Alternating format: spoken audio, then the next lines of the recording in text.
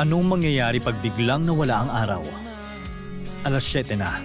Kailangan mo na bumangon para sa trabaho mong nagsisimula ng alas 9.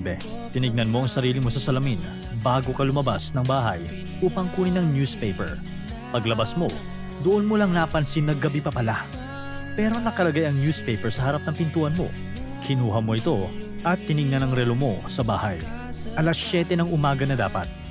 Tinignan mo ang oras sa cellphone mo at ganun pa rin. Tinignan mo din ang alarm clock at pareho lang ang oras dito. Doon ka na nalito. Umaga na dapat. Pero madilim pa rin ang paligid.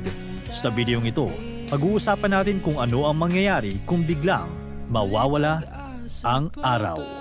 Kung biglang mawawala ang araw, hindi pa natin ito mapapansin agad-agad.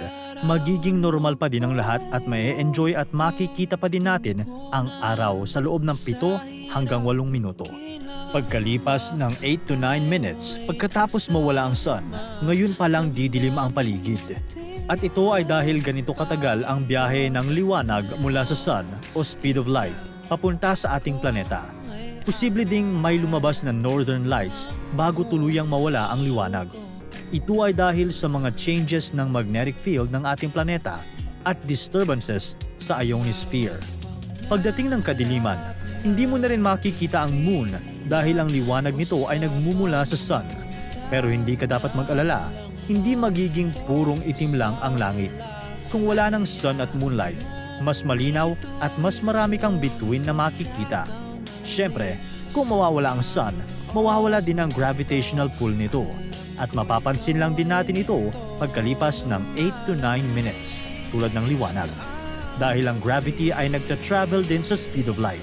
At pag tuluyan nang nawala ang gravitational pull nito, ay maliligaw ang mga planeta at celestial bodies na naka-orbit dito. At may tatlong pwedeng mangyari dahil dito.